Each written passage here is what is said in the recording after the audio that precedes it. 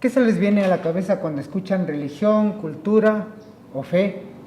Bienvenidos, gente, a otro programa. En esta ocasión quiero presentarles a una persona que sabe mucho del tema, Ángel Velázquez. ¿Cómo estás, Ángel? ¿Qué tal, Fernando? ¿Cómo estás? Muy Mucho bien, gusto. mucho gusto. Qué gusto tenerte aquí. Siempre cuando viene un invitado acá, le hacemos la siguiente pregunta. ¿Con qué aflojas la lengua? ¿Qué te gustaría tomar? Puedo hacer una cervecita, muchas ¿Ya? gracias. Como no vas a tomar solo, entonces dos de aquí. Ok. A ver, Ángel, Gracias. mientras sigo abriendo esto, Claro. cuéntanos un poquito de ti.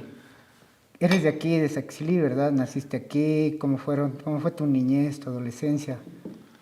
Chévere. No, primero, muchas gracias por la invitación a ti, a Guido, en este programa que me parece espectacular, muy genial la idea y muy original. A ver, yo nací acá, soy saquicilense 100% y con el alma. Nací en un 12 de octubre de 1985, Okay. Día de la Interculturalidad, justamente día antes conocido como Día de la Raza. Ahora Sí. es Día de la Interculturalidad, cuando Colón supuestamente descubrió, ¿no? Bueno, nosotros tenemos otra teoría de la invasión, invadió a América. Me crié acá, casi toda mi vida he pasado acá. Eh, Estudié en la escuela Nuestra Señora de Pompeya, acá muy tradicional. Luego tuve mis estudios secundarios en el Colegio Hermano Miguel en La Tacunga. Tuve la oportunidad por el esfuerzo de mis padres y bueno, también por esfuerzo propio, estudiar en la Universidad Católica de Quito, una licenciatura en comunicación con mención en periodismo. Como digo, un poco becado incluso. Me gradué bastante bien de ahí y empecé ya mi vida profesional un poco incursionando en una productora justo de Claudia Arteaga Serrano. Ya, qué chévere. Estoy hablando hace mucho tiempo atrás ya. Ya. Luego de ello me dediqué más a la docencia y me llamó la docencia puesto que desde pequeño, o sea, desde joven me encantaba la docencia. O sea, yo siempre cuento la anécdota en esta cuestión de la docencia que yo me crié en una escuela unidocente. Mi mamá fue profesora casi por 40 años, fue profesora por 40 años. Y yo me crié con ella en las escuelas donde ella daba clase y justamente en la que mayor parte me crié yo fue en una escuela rural en Tuacaso, unidocente. Ok. Entonces ahí ella daba clases a era esa antigua modalidad que había antes, que ella era la única profesora de toda la De escuela. todo, claro, de todas las Entonces, materias, ¿no? los primeros amigos míos, de mi niñez, de mi infancia, de 3, 4 años, fueron los alumnos de mi mamá, gente de campo. Y yo creo que eso te va marcando la vida. Claro, totalmente. Y de ahí, bueno, tengo algunos estudios más, uno en comunicación corporativa en la UTPL, en Andina, justamente una maestría en gestión de la cultura y patrimonio, que es la que ya encaminó mi vida hacia la cuestión cultural, una maestría en guiones audiovisuales de la Universidad de La Rioja de España y ahorita estoy terminando ya mi doctorado en dirección de proyectos en una Universidad de México, en la Benito Juárez. Entonces, me apasionó la docencia, soy académico a tiempo completo, amo la docencia y la investigación. Y eso es lo que un poco puedo decir. Soy cantante también, me encanta la música, soy cantante dentro de los grupos culturales, estudié canto un poco en la universidad, entonces me dedico bastante a la composición, al canto, también escribí, he escrito un par de libros también, uno de poesía, otro de narrativa corta, de cuentos. He escrito guiones, obras de colegio, o sea, ya un poco metido en ese ámbito, ¿no? Y en investigación también. Qué genial. O sea, ¿cuándo fue tu cumpleaños entonces? 3 días. Hace 3 días, ¿el jueves? El jueves, El miércoles. miércoles. Salud por eso. Salud. Feliz cumpleaños. Gracias. Tú hiciste una tesis muy interesante sobre el arrastre de caudas que celebra aquí en Saquicilo los Viernes Santos.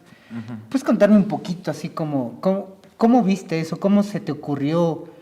¿Qué crees de lo que hay detrás de toda esta ceremonia que hay todos los Viernes Santos aquí en Saquicilí?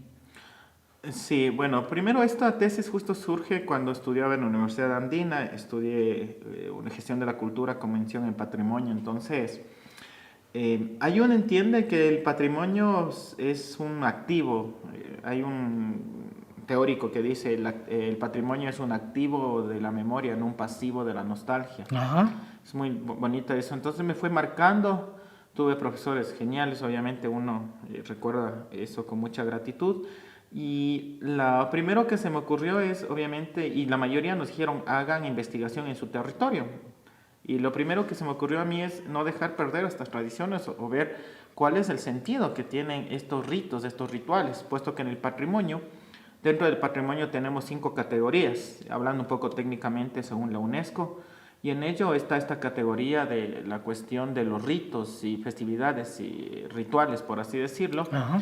Y me pareció importantísimo el del arrastre de caudas. Estaba entre las fiestas del Quinche, que también son importantísimas, Sí, pero sí. el arrastre de caudas tiene algo mucho más ritual, ¿no? Mucho Ujú. más de fe, por así decirlo. Y además que está un poco ya perdiendo esta presencia en el territorio. Entonces me fui por allá. Y lo primero que uno puede captar y lo que tiene que hacer ahí un poco es captar la esencia de toda esta ritualidad a través de un registro fotográfico y de videos, un registro documental que se llama. Ujú. Y ahí uno puede irse adentrando en que todo esto se traduce en un sincretismo de culturas, que yo lo llamo así, es una, no voy a decir una teoría propia, pero es algo que yo lo llevo muy... ¿Podríamos explicarnos así como que qué es el sincretismo de cultura como para desaznarnos un poquito? Sí, porque muchos no deben cachar mucho esta cosa de qué es lo que somos, ¿cachas? Porque mucha gente no entiende. Somos esto, pero dice, ¿qué somos? No tienen bien claro qué es. O sea, nosotros en Saquicilé decimos que somos mestizos, somos indígenas, algunos hasta se creen que son blancos, lo dicen, se creen. Ujú. Entonces, pero no hay bien claro esto lo que tú acabas de decir, que es un término muy interesante, porque sería muy chévere que la gente sepa que somos esto, ¿no? Una mezcla. Pues, Sí, más que teoría, como digo, este principio que yo les llevo, denominado el sincretismo de culturas, y he escrito algunas cosas sobre ello también, es que luego de 500 años de esta mixtura de la llegada de los españoles acá, nada es puro, todo es mezclado, el sincretismo significa una mezcla, una fusión. Entonces, ajá, por más tradición europea, si cabe el término, ya no existe esa tradición europea, porque siempre tiene matices indígenas, matices originarios.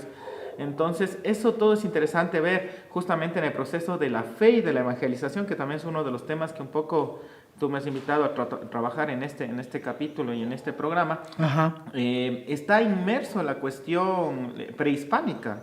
Sí, es muy claro esto que, por ejemplo, San Juan, San Pedro, San Pablo, todos son en junio, y se lo disfrazó para el proceso de evangelización en lo que era el Inti Raymi originalmente, se lo disfrazó de San Juan, San Pedro y San Pablo. Claro, ajá. Y así podemos hablar de Hapag Raymi, que era el solsticio de diciembre. Como la Navidad. Como igual. la Navidad. E igual la Semana Santa, el Pauca Raymi. Ajá. Entonces, cómo este proceso evangelizador fue sincretizando y utilizando elementos propios de la cultura andina, esa es otra cuestión. Yo, como digo, si no nos une lo mestizo, que nos una lo andino, porque lo mestizo no existe en realidad. Los mestizos no tenemos cultura. Yo es un enunciado ¡Qué genial! muy fuerte que yo lo trabajo y yo siempre sostengo. Eso me parece brutal. A mí me parece fuerte lo que dice. El mestizo no tiene cultura. Porque no somos una raza ni siquiera. Simón Bolívar lo decía, en Carta Jamaica, 1816, Simón Bolívar dice, el mestizo los mestizos es una especie de género humano. Somos una especie, no somos una raza. Entonces, el mestizo siempre está buscando un lugar y niega lo indígena, muchas veces es indígena, pero niega lo indígena. Y lo que pasa en Quito mucho, tú que resides en Quito, vienen las fiestas de Quito y todo el mundo se cree español.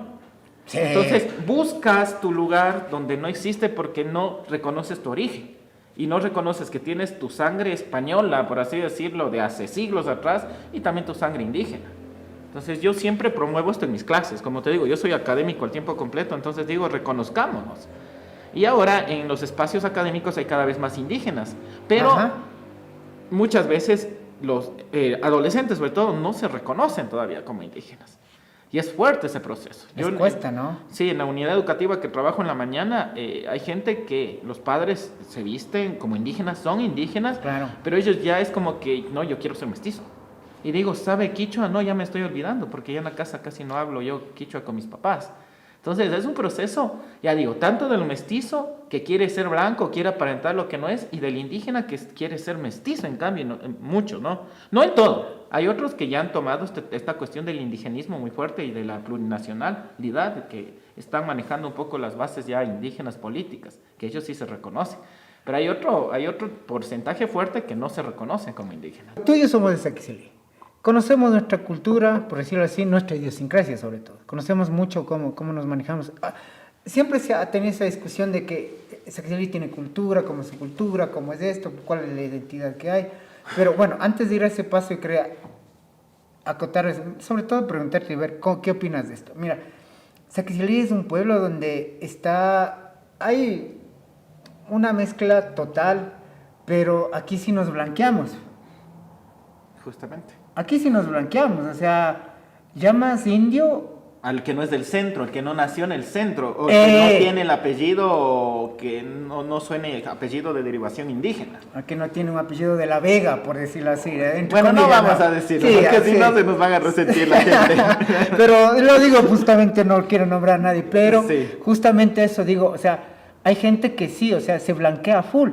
Y claro, lo que tú dices es verdad, porque hay personas que vienen a las comunidades indígenas, llegan acá y sus hijos ya no quieren pertenecer, porque sienten que son discriminados, ¿no? Porque en las escuelas hay discriminación también. Bastantísimo. Es fuerte. Y siempre se pelea con eso. Y no solo a los indígenas, a los afros también. Justo esta semana en clase, que bestia, ha sido como para traerlo acá a colación en el programa. Yo observé y noté cómo le hacían discriminación a un adolescente afro en la unidad educativa donde doy clases en la mañana. Entonces como que, y hasta los profesores, y uno es como que, a ver, que algo está pasando aquí. Digo, respeten, porque eso no es un chiste. Está en la Constitución y todo, y bueno, ahí entrando al ámbito académico y se quedan así como profe, pero es que a los profes también se mofan. Digo, no, eso es discriminación, y es un tema delicado. Es que está normalizado. La discriminación está normalizada. Son estereotipos. Y de la normalidad le quedamos. Hay algo sé que en la escuela, una escuela de aquí, pasó algo así. Hay una niña que es afroecuatoriana. Y sé que todos los niños me contaban, ¿no? Fue una profesora que trabaja justo ahí, me contaba, me decía, mira, pasó este caso interesante, y todos los niños se quedaron como un poco asombrados al ver una persona diferente. Claro. Y digo, wow, entonces Saquicilí sí es somos bastante clasistas y racistas, pero en un tono demasiado fuerte, creo, no sé. Sí. Dime tú. Yo me atrevería a decir no solo Saquicilí, en general la cultura latinoamericana. Yo siempre hablo de dos bloques fuertes, la cultura andina y la cultura latinoamericana, ¿sí? Hay veces que nos unimos como un puño para lo positivo, pero también para lo negativo. Y dentro de esta cultura latinoamericana en general y cultura andina en particular, existe bastante racismo por toda la violencia acaecida durante la época colonial y todo eso. O sea, somos frutos de la violencia en la final. Ahí va la parte de la religión. Porque la religión fue impuesta también a través de la violencia. Ahí viene esta parte de por ejemplo, lo que nosotros... A ver, Saquicilí es un pueblo bastante religioso. Muy, muy religioso. A ver, ¿tú qué crees? ¿Por qué? O sea, religiosidad, sí. Sí, se podría llamar religioso. Porque igual hay que entender que dentro de lo religioso hay la espiritualidad, que es algo... Ah, claro, es una cosa distinta. Mucho más fuerte, creo yo. Sí, claro. Yo siempre a mis alumnos, a pesar que ya digo, o sea, yo siempre hablo de mis alumnos, soy académico. Yo por eso lo dije. Hay que entender que la espiritualidad es mucho más fuerte que la religión. Claro, totalmente de acuerdo. La espiritualidad te invita a ser buena persona y ser buena persona. O sea, y siempre lastimosamente, y toca poner esos ejemplos, o sea, una persona que va a misa todos los domingos y luego sale y estafa y habla y pues se pelea con la gente, ¿de qué sirve la religión si no eres buena persona? Entonces la religiosidad, Saquicilí está bien, no hay que negarlo porque cada uno tiene su creencia. Pero es un poco más, yo lo veo, esta religiosidad anclada al término festivo, que eso sí nos identifica por excelencia, la cuestión de las fiestas del Quinche, y la devoción a la advocación de la Santísima Virgen del Quinche, que está bien. Y como yo siempre digo, cada persona puede creer en lo que uno quiera, porque al final está bien, eso claro. es tu convicción, no tiene que ser impuesta, tiene que tener la convicción propia. Pero yo lo veo esto de la religiosidad, habrá personas que sí lo sienten mucho, lo creen, tienen esa fe. La fe es otro tema muy fuerte, que la fe es la esperanza de lo que no se ve, la incertidumbre de lo que no hay. Ajá. Entonces, tienen esa fe en la advocación, tienen esa fe en el cristianismo, pero deja mucho que decir cuando esa propia gente a la final es mala persona, ante la moral, que es otro tema muy fuerte también, la cuestión de la moral.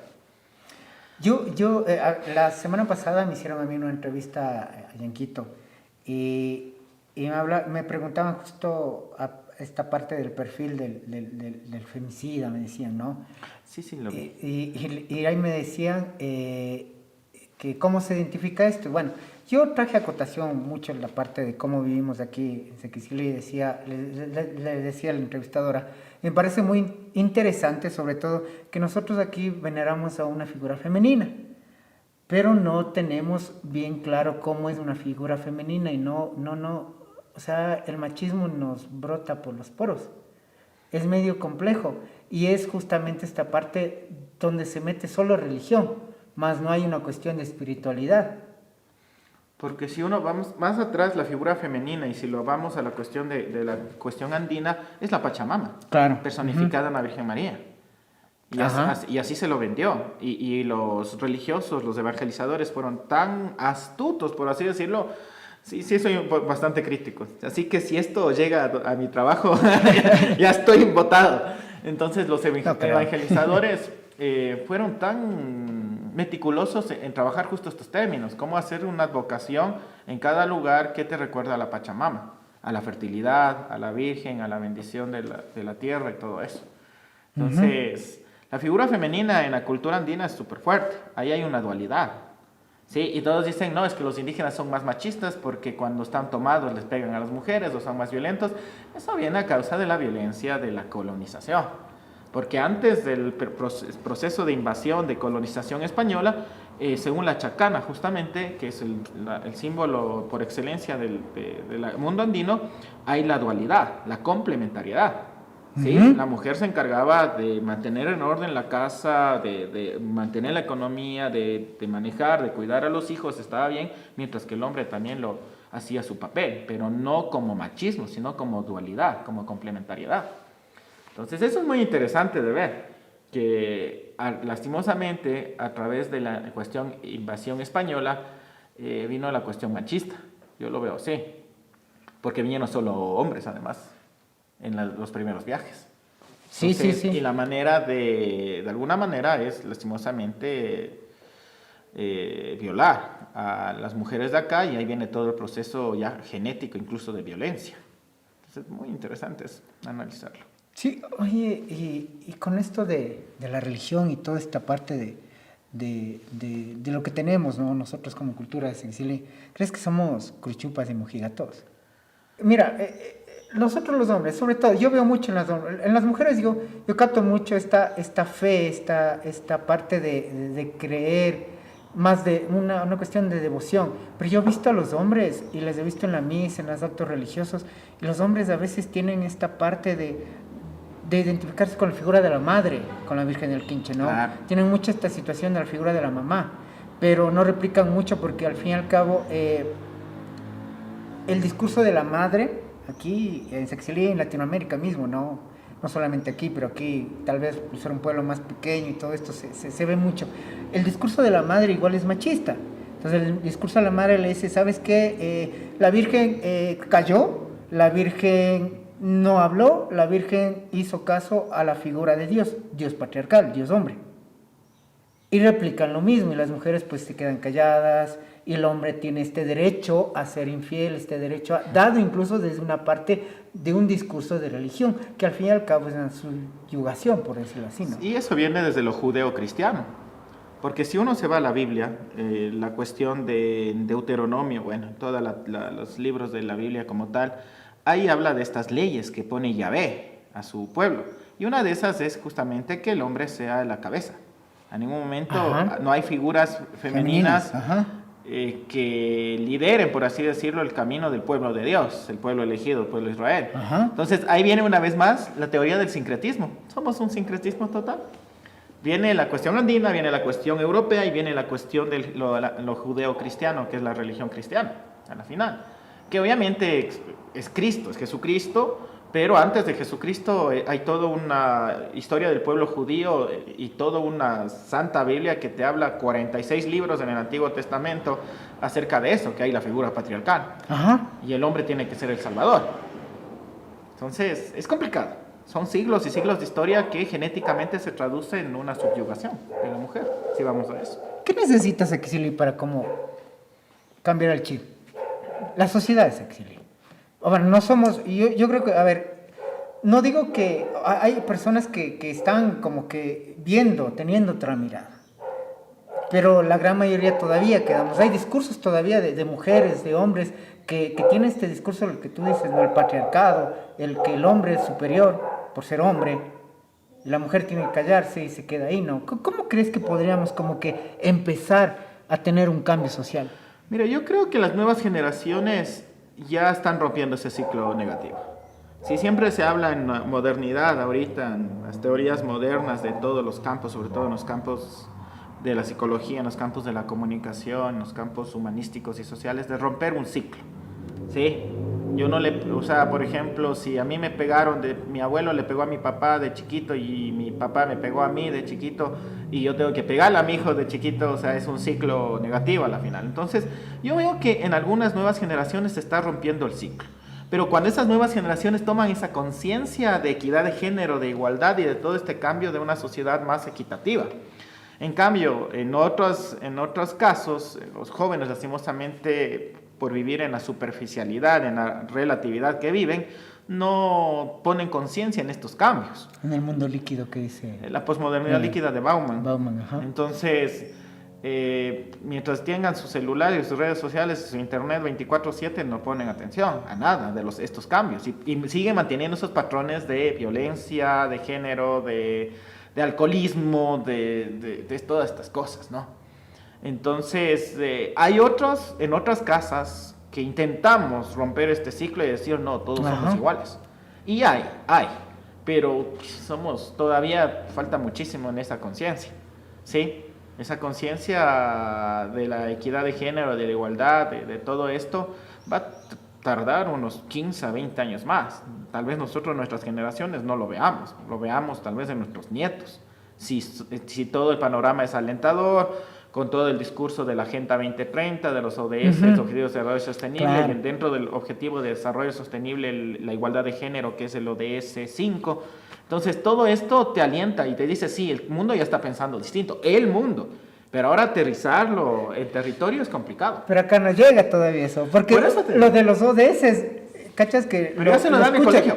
Sí. Está en el colegio, en los currículos. Ya están, pero no se habla mucho de eso, ¿cachas? Eres tal vez tú, una de las personas que poco escucha esto, al menos aquí yo no he escuchado los ODS, ¿cachas? Tal vez ni siquiera en Quito.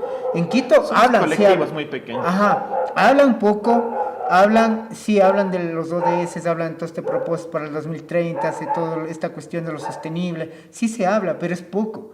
Y acá, o sea... No, ni el gobierno... Y es los un planes, unicornio lo que... Claro, los planes de gobierno autónomos, gobiernos parroquiales, gobiernos cantonales no te están tomando en cuenta. Y supuestamente ya es normativa, desde el Plan Nacional el Plan Nacional de Desarrollo, porque ya no es Buen Vivir, está inmerso y debe tener las metas e indicadores de los ODS. Porque un poco yo manejo todo esto porque en mi otro trabajo de la universidad, mi carrera se especializa en eso, es gestión territorial para el desarrollo sostenible.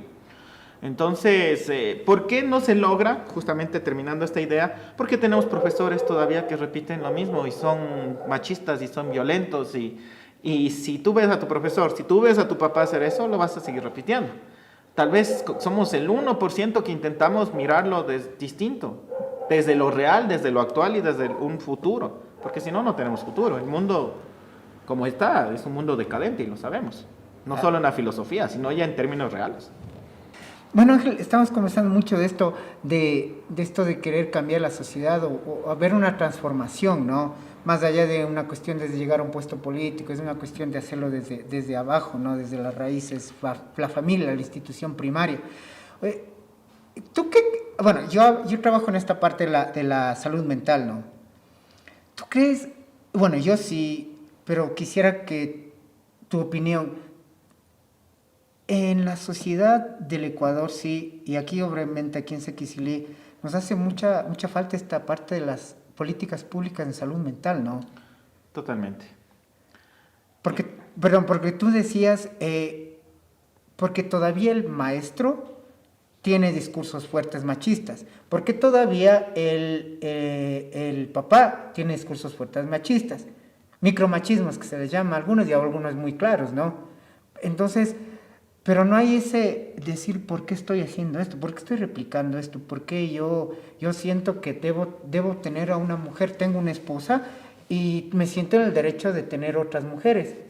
Y una infidelidad, hablándolo así, ¿no? ¿Por qué yo tengo ese derecho? ¿Y por qué si una mujer tal vez tiene una libertad sexual igual que la mía, la considero que no tiene el mismo derecho o no es digna? ¿Cachas? O sea, digna. No es digna porque tiene una vida sexual activa como la mía. O sea, eso es fuerte. ¿Qué crees en eso? No sé.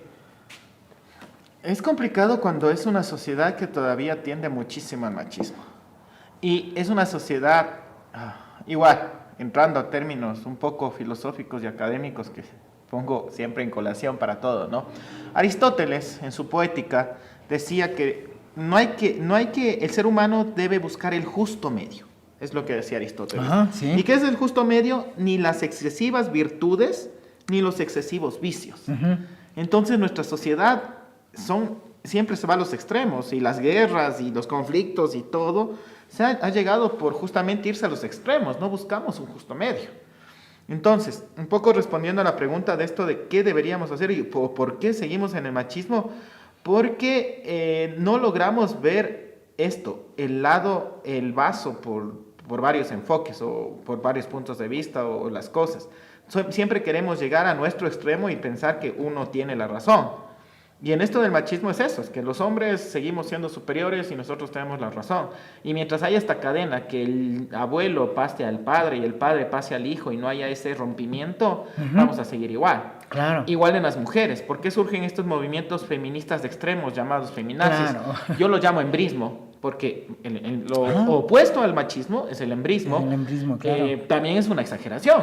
Entonces, miren cómo esto de la filosofía de Aristóteles nos ayuda a entender que los opuestos extremos no son nada saludables para vivir en una sociedad equilibrada. Claro, las feministas nazis nos quieren cortar el falo, por decirlo así, literal, sí, es fuerte. O sea, nos ven como el enemigo, más no como alguien que podemos ser, no más como alguien que podemos ser aliados con ellas, ¿no? Como decir, ¿saben qué? Entonces, oigan, edúquennos, por favor, ayúdennos a educarnos. Ni siquiera se dan ustedes pueden ser parte de esto, sino... No, ¿y por qué viene eso? Por los extremos. ¿Por qué? Porque siempre están a la defensiva ante un discurso machista de ciertos grupos que todavía, en hombres que todavía existe este discurso. Y cuando uno quiere hablar con una feminazi o con un grupo feminista extremo, como quieran denominarlo, es a la defensiva, hay un bloqueo. Y tú como psicólogo, tú sabes más de eso que yo. Entonces, cuando uno está bloqueado, está bloqueado. No puedes hacer mucho ahí, aparte que parar un poco, tal vez retomar en otra situación, pero cuando alguien se bloquea es muy complicado. Y es ese discurso de defensa, a la defensiva. Claro. Y te sacan toda la cuestión de la violencia de género y todo eso que ha habido a lo largo de los años, que está bien. Pero ahora, ¿qué hacemos para cambiar? Cortarnos el falo, ¿no? Claro. Entonces, es el extremo. Los extremos le hacen daño al mundo. Claro, literal. O sea, sí es fuerte, sí es fuerte. Y bueno, aquí todavía no se da, ¿sabes qué? Aquí en Sequicilí todavía no se habla mucho de esta parte del feminismo, ¿no? Desde un equilibrio, ¿no? Desde un extremo, ¿no? Porque sería bien fuerte que existe esto aquí, pero no sé. Ahora que vamos a esto de las elecciones, ya se van a llegar las seccionales. Sí. Yo creo que sería muy importante que de estos espacios demos ciertas recomendaciones, porque está bien que los candidatos escuchen un poco al pueblo y escuchen esta parte de lo que nosotros también podemos aportar, ¿no? De ciertos espacios. ¿Qué crees que sería como que medio factible para que la sociedad... A ver, es chévere que alguien me haga la calle bonita ya, la tuya y la mía, de mi papá, está chévere, ya, es bacán, ya. Pero el cambio social, o sea, ¿yo qué hago con algo bonito si tal vez no lo sé cuidar después, ¿no? Claro, no hay mantenimiento, no hay una buena planificación. O simplemente la gente no lo valora, ¿no? Quizá, y va, o sea, lo material no está valorado porque nuestro pensamiento no está hecho para utilizarlo bien. No estamos educados para utilizarlo bien. Sí, porque no hay participación ciudadana. Entonces, si vamos a la cuestión política, que es otro tema apasionante que nos daría otra noche más entera solo de hablar de política. En la política, primero debe haber participación ciudadana, colectivos. Sí, y si vamos a eso, que esos colectivos tengan voz y de esos colectivos hagan representantes y esos representantes a toda la cuestión de ya la política partidista. Pero la gente no está comprometida con la política, nosotros mismos no somos protagonistas del cambio porque no nos importa. ¿Y por qué este concepto de no importarnos? Por la corrupción. Ahí viene otro falla estructural que se ha venido dando en Latinoamérica a lo largo de los años. La corrupción decepciona. Yo no me siento representado. Yo todas las elecciones voto nulo, todas. Absolutamente todas. Y me decían, no, pero no estás ejerciendo tu derecho al voto, que no sé qué. Digo, pero es que no me siento representado. No me siento. Y ahí viene esto. ¿Por qué no me siento representado? Porque lastimosamente, toda la cuestión política está enmarañada en una corrupción terrible. Sí, si hiciéramos bien las cosas, como algunos sistemas democráticos que son buenos, sobre todo los europeos, ciertos países europeos manejan la democracia espectacularmente. Primero hay estas mesas participativas, esta participación ciudadana, pero de largo alcance y que todos participen. Y de ahí voy dando ideas, que no se quede solo en la callecita que ya me pavimentan o me adoquinan y ya está. Claro. Llamar, aquí está su obra, ahora cuidemos y participemos todo, empoderemos. Y si alguien daña, ustedes pagan, no como multa, sino como compromiso. La gente, el mundo está, lastimosamente, yo siempre lo promuevo, el mundo está abocado a hacer las cosas por miedo, porque ya me castigan. Condicionamiento, conductismo. conductismo, ajá.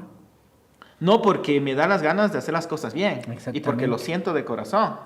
Y ahí viene un poco, la religión de la que yo me he empapado un poco, un personaje espectacular que conocí hace muchos años atrás y del cual yo siempre me declaro discípulo, que es Padre Remo Segalia, que hizo una obra espectacular acá en la provincia de Cotopaxi. Fue rector del Hermano Miguel, rector de la Unidad Educativa Hermano Miguel. Es hacer las cosas por amor y no por obligación. Si tú haces las cosas por obligación, no funcionan, no sirve. Claro. Hacer las cosas por obligación. Y es eso. O sea, yo estoy condicionado a que la mala nota en la cuestión académica, o a que si me robo la luz me van a multar, o a que si me robo las alcantarillas, la cuestión, por ejemplo, que pasa muy común del metal, me van a multar, y así. El mundo vive en un total condicionamiento. ¿Y por qué no podemos ser seres libres? Y bueno, ahí estoy hablando ya de otra cuestión distinta, como una anarquía bien manejada. ¿Sabes qué? Sistemas anárquicos que a mí me llaman mucho la atención, pero el ser humano no está preparado para eso. Borges decía que Latinoamérica no está preparado para la democracia, que debíamos vivir en anarquía, decía Borges. Y sí, hay algo medio interesante, claro, en pequeños gobiernos locales, ¿no? Claro, es que la anarquía no funciona a nivel global o a nivel... La anarquía es un sistema político que funciona en comunidades pequeñas. Claro, comunidades pequeñas, claro, porque Ecuador para nada en esta parte de saber elegir. Si ni siquiera podemos elegir bien a nuestra pareja. Yendo un poquito a cerrar, si existiera, digamos así, vamos a imaginarnos un mundo alternativo, un mundo paralelo aquí en Saquicilí, ¿qué pasaría? ¿Tú cómo verías Saquicilí si de pronto dicen, bueno, ya no hay la fiesta de la Virgen del Quinche, se acabó, no hay como cuestión religiosa? ¿Qué pasaría con Saquicilí? A ver, ahí viene la identidad. Okay. Es otro término fuerte dentro de la cuestión antropológica y sociológica, ¿no? La identidad de un pueblo o la identidad de un colectivo se basa en tener un símbolo, algo icónico o algo simbólico. Entonces se perdería el rumbo y buscarían otra fiesta. ¿Por qué? Porque el ser humano por naturaleza y desde que es colectivo necesita momentos de unión y cohesión social, esa es la palabra en antropología, en sociología, la cohesión social de los pueblos para poder sentirse sociedad, comunidad. Porque si no fueran seres individuales, cada uno huraño y monótono por todo lado. Pero los pueblos indígenas no se sienten identificados con la festividad de la Virgen del Quinche. Porque no es propia de ellos. O sea, si tú le dices Inti Raymi, totalmente de acuerdo. Pero si es con la Virgen, ¿por qué? Porque ya hay esta, de alguna manera, esta reacción en los últimos, ya desde el 92, que fue el gran levantamiento indígena, a que la religión fue impuesta. No van a acompañar del todo. Y se acompañan y todo es más por compromiso de que en el barrio te piden y que acompañes, en el caso de la Virgen del Quinche. La fiesta de la Virgen del Quinche es manejada por el centro. Claro. Y los barrios como que están obligados o comprometidos muchos sí por la devoción, como lo digo. Hay gente que sí lo hace por devoción. Se la cree. Sí, hay otros que lo cree. hacen ¿por qué? Porque necesito hacer la fiesta porque si no el barrio queda mal. Entonces, es complicado. Oye, eso del barrio queda mal. O eres desplazado, ¿no? O sea, si Ya digamos no le toman en cuenta. tú eres miembro de un barrio, ¿no? Por A o B no pudiste o no quieres como que aportar económicamente para la fiesta, te desplazan socialmente, ¿no? Sí, y como te digo, o sea, si no existiera la Virgen del Quinche, se retomara San Juan, y si no existiera San Juan, en la Rastra de Caudas, si no finados, pero el ser humano es un ser social, y en esa sociedad las rituales, las celebraciones son indispensables para la cohesión social. O sea, Saquicilí es...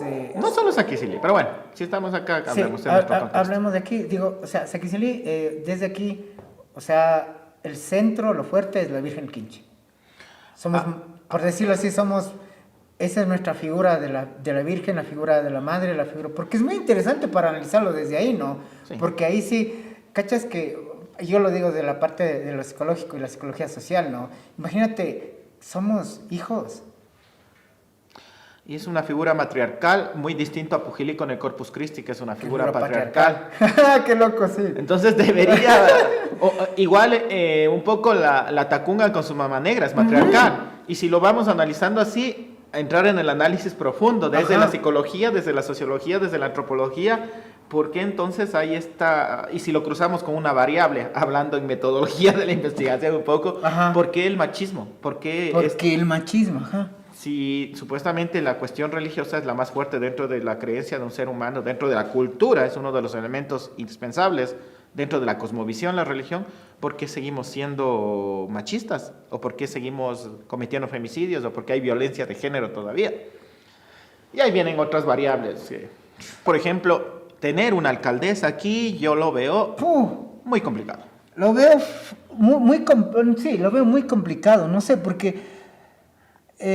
lo digo con todo respeto, hubo mujeres que se lanzaron como candidatas, pero lamentablemente no creo que llegaron a la posición, no porque no tengan la capacidad de la inteligencia, ojo, sino porque de otra forma siempre estuvieron los hombres llevando todo eso. Estuvieron, aunque no parece que estén al frente, ellos eran los que estaban al frente, siempre han sido los hombres, y ellas simplemente a veces, lamentablemente, han sido utilizadas como esta parte de la pantalla para que se vea que hay una mujer, ¿no? Sí, y cumplir el código de la democracia, y cumplir todas estas leyes, ¿no?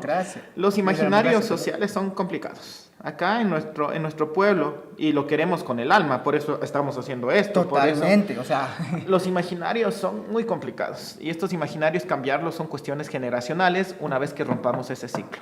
Y somos muy pocos los que intentamos o nos atrevemos a romper ese ciclo. 2 minutos. Y andamos calladitos por ahí. O sea, y la gente que sigue repitiendo ese mismo ciclo es la que tiene protagonismo, por ejemplo. Y no es que yo quiera, porque yo soy feliz con mi vida ahorita. Tengo mis hijas, tengo mi mujer y yo soy feliz.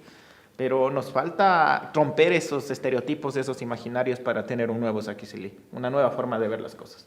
Genial, Ángel. Sí, es verdad, todos nosotros estamos tratando de dar poner un grano de arena para cambiar la sociedad, no solamente la Saquicilí, sino de la sociedad ecuatoriana. Creo que estos espacios se pueden abrir mucho para debatir. Y no es que nosotros tengamos la verdad o que el invitado acá diga esto hay que hacer literalmente y cambia la sociedad. Son unos puntos de vista donde podemos buscar un colectivo y llegar a cambiar algo. No sé, Ángel, si tú quisieras tal vez dar tal vez un mensaje, una forma de conclusión a todo esto que hemos venido conversando. No, primero agradecerte a ti, Fer. Sí. Agradecer a Guido, que Antes creo que está de productor, director, Y atrás etcétera, etcétera. Agradecerles por estos espacios que nos ayudan a reflexionar qué tanta falta nos hace. Habría que trabajar y esperemos que se pueda. Un poco desde la Casa de la Cultura, de pronto, si se podría abrir estos espacios de la extensión Saquicilí también. Saludo a Luis Eduardo como coordinador. Abrir un colectivo de pensamiento, que es lo que nos falta. No tenemos pensadores. Aquí en Saquicilí nos hemos caracterizado por ser grandes comerciantes, por ser grandes deportistas, pero no hemos tenido, lastimosamente tal vez contados, pero pensadores que han plantado una posición ideológica de cambio en la sociedad, como tal vez lo ha tenido la Tacunga, tal vez lo ha tenido Pujilí o Salcedo. Entonces, ese un poco sería un reto, ¿no? Abrir un espacio, un colectivo en el cual podamos topar estos temas que para la gente común y corriente a veces es perdedera de tiempo, pero es construir estructuralmente el futuro, que es lo que nos falta. Nosotros vivimos en la coyuntura y por eso andamos un poco complicados con la vida. Es que es el problema, porque tal vez no normalizan estos espacios y creen que es como que, qué aburrido, no se saca nada, es puro esto, pura teoría. Bueno, ni siquiera les interesa. Pero tal vez justamente por eso, porque no se abren estos espacios. Sería muy interesante que gente como tú, como mucha gente que sabe. Gracias. Aquí en Saquicilí, y claro, unirse y lograr ver si es que logramos justamente cambiar estos estereotipos que hay y romper paradigmas muy fuertes que están en la sociedad. Cambiar el chip, como dice. Romper el ciclo. Ajá. Muy bien, pues muchas gracias por este encuentro, les agradezco. Espero pues les haya gustado y sobre todo que les haya quedado un poquito de ese sinsabor, de decir, ¿qué estoy haciendo? ¿Estoy bien? ¿Por qué camino podemos ir? ¿Estoy bien por el camino que estoy yendo? No, creo que no. Busquemos otra alternativa, busquemos otro modo. Tenemos que crecer y la única manera es hacerlo todos juntos. Creo que este es un espacio donde podemos hacerlo. Lo hicimos ahora de una forma, hablamos mucho más fuerte, más serio, de una forma incluso más técnica, y habrán otros momentos en donde tengamos tal vez para hablar de cosas más light y reírnos más, pero este fue un espacio bastante fuerte y que nos ha alimentado mucho. Gracias, Ángel, y salud Salud, muchísimas gracias. Gracias. Salud. Salud.